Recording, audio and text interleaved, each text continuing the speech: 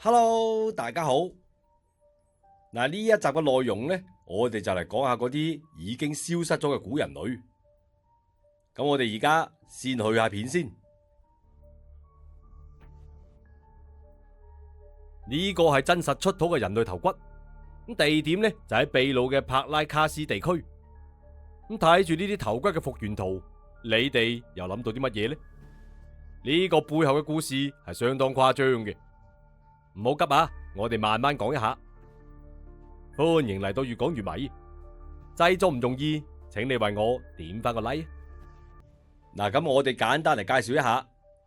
其實早喺1928年，咁考古學家就已經一早發現咗呢啲帕拉卡斯頭骨嘅啦。咁但係當時嘅科學家就講，呢啲頭骨呢都係畸形變種嘅當地人。喺佢哋2000到800年嘅歷史入邊，咁當地嘅古人可能就有令 BB 仔嘅頭骨變長嘅習俗。咁但係有好多嘅愛好者一再聲稱呢個唔係畸變，畸變係唔可能令到腦容量變大嘅。咁但係呢啲頭骨嘅腦容量呢係比正常人大翻25%。而另外嗰啲愛好者仲攞出咗一個更加勁爆嘅證據。正常人嘅頭骨呢都係由2塊組成嘅，咁但係呢啲頭骨明顯就有3塊嚟組成嘅啦。咁所以佢哋根本唔係人類。喺印度尼西亞南部嘅小島上邊，咁係一直流傳住 Abu Gogo 嘅傳說。傳說喺叢林入邊就有一種神秘嘅小矮人，佢哋睇上去咧同正常人係差唔多，咁但係就只有正常人嘅1半身高。行起路嚟，每行一步咧個身都會向左或者向右嚟偏嘅。貪食殘忍，中意食肉，咁甚至仲會咬甩正常人嘅手指頭。咁睇上去咧，佢哋個樣真係幾可憐嘅，仲有啲少女咁嘅眼神。咁但係就千祈唔好被佢哋可憐嘅樣咧就呃到啊！佢哋叫 Abu Gogo， 意思咧就係乜嘢都食嘅婆婆。咁從70年代開始，嗰啲科學家就一直想推理出呢一套傳說究竟係嚟源於島上嘅邊一種獼猴。直到2004年嘅時候，喺一個叫做佛羅雷斯嘅小島上邊就有咗驚人嘅發現啦。呢一年嘅10月，印尼同埋澳洲嘅聯合科考隊呢，喺島上一個叫做楊布雅嘅洞穴入邊就揾到咗7個嘅矮人骸骨，每個嘅個體都唔超過1米嘅，唔屬於任何已知嘅物種。呢個就係一種神秘嘅古人類啦。初步推算出嚟，咁佢哋呢就係生活喺9.5萬年前至1.2萬年前。亦就係講呢啲神秘嘅小矮人，極有可能同現代人嘅祖先呢係共同生活過一段好長嘅時間嘅。咁睇嚟島上嘅 Eddie Gogo 嘅傳說就並非空穴來風咧。咁後嚟研究團隊喺一次公開嘅演講入邊就直接將佢哋稱為霍比特人。因為從科學嘅研究上嚟睇呢，佢哋真係同西方人熟知嘅霍比特人呢就太過似啦。古靈精怪，身材矮小，會用火。會製造精細嘅石器，腳底板平直修長，可能擅長長途跋涉，前額葉同埋人類基本係相同，甚至有可能有相當成熟嘅語言體系添。而最魔幻嘅就係發現佢哋嘅佛羅雷斯島呢，亦都係發現科摩羅巨蜥嘅島嶼。科摩羅巨蜥係非常巨大嘅，係世界上最大嘅蜥蜴。目前已知最大嘅一隻呢係3.3米長。而化石殘骸顯示，呢一啲矮人曾經就喺島上獵殺過科摩羅巨蜥，唔通呢個就係現實中嘅霍比特人與巨龍？咁講完霍比特人啦，我哋又嚟講一講另一種嘅古人類——尼安德特人。咁時間就翻到1860年，達爾文嘅物種起源說就正喺度熱賣。呢個時候，德國嘅科隆市北部尼安德塔河谷入邊係不斷有神秘人類骸骨出土嘅，佢哋嘅眉骨突出嚟，前額傾斜，手骨腳骨亦都係非常粗壯，就連指骨亦都同正常人嘅唔一樣。咁當時嘅進化論正喺度興起，人類係仲未有古人類嘅概念，但係呢啲神秘嘅骨骸就正喺度同達爾文嘅學說一齊衝擊住歐洲人嘅信仰啊！原來我哋之前嘅地球上邊仲生活住古人類，咁後嚟啲科學家呢，就將呢一種古人類命名為尼安德特人。而從尼安德特人嘅身上，我哋亦都發現咗10大驚奇喎。第一，7萬年到10萬年前，我哋嘅直系祖先智人仲喺非洲大草原上面追緊羚羊嘅時候，尼人亦就係尼安德特人啦。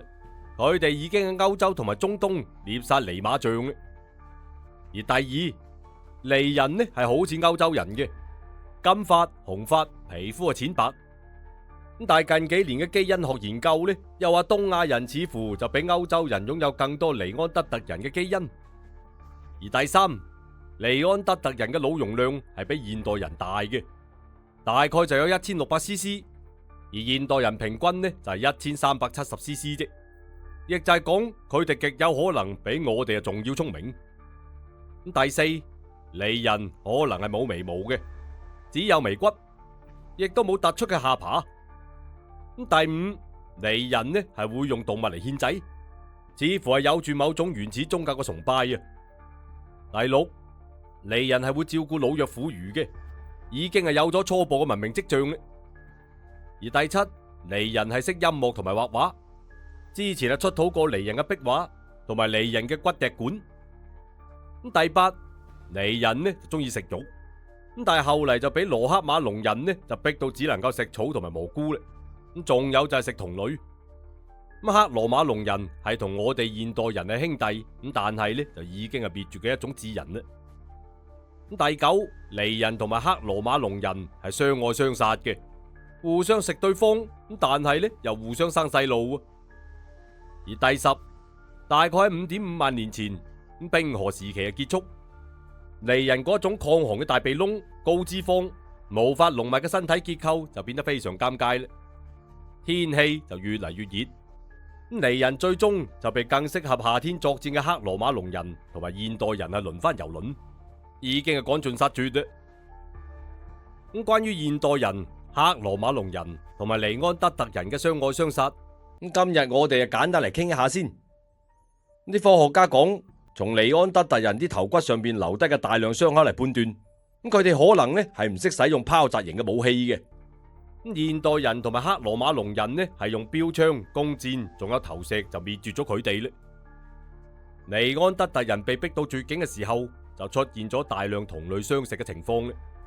軟病毒可能就喺尼安德特人同埋克羅馬龍人當中爆發咗，引發咗一次全球性嘅喪屍潮。而另一方面，尼安德特人嘅腦容量呢雖然係好大，顯得好似好聰明，但係佢哋嘅聲道結構可能就限制咗佢哋嘅語言發展啦。簡單嘅語言又限制咗佢哋思想嘅交流，咁從而呢就冇辦法進化出文明啦。同時亦都限制咗佢哋對虛構事物嘅理解，從而就冇辦法組織起大規模嘅協同作戰。而最勁爆嘅就係尼安德特人曾經同我哋嘅祖先亦都大量咁生過細路，為我哋留低咗好多嘅基因啊！就譬如我哋嘅抗寒基因就係嚟自於尼安德特人嘅啦。嗱，咁而家我哋會患上咩抑鬱症啊、過敏性血栓啊、煙癮啊、糖尿病、各種尿道問題等等，咁呢啲毛病都係隱藏喺我哋體內尼安德特人嘅基因喺度搞緊鬼嘅。咁科學家仲講，我哋而家所謂嘅返祖現象，咁可能返嘅就係尼安德特人嘅祖啦。喺蒙古同埋高加索人嘅基因入邊，甚至最高有45%係嚟自於尼安德特人。咁譬如俄羅斯嘅呢一位職業拳手，咁仲有就係100年前嘅另一個職業拳手，佢哋都被稱為最接近尼安德特人嘅活化石。咁睇住呢兩種活化石同正常人相比呢，我真係諗唔出喺5萬年前我哋嘅祖先係點樣滅絕尼安德特人嘅呢？咁最後我想講咩獸人啊、矮人啊、巨人族啊、精靈族啊，咁睇嚟呢啲文學創作就真係嚟源於嗰啲遠古人類嘅集體意識。咁好啦，呢期嘅節目呢，我哋就分享到呢度，記得點讚加訂閱，我哋下期再見，拜拜。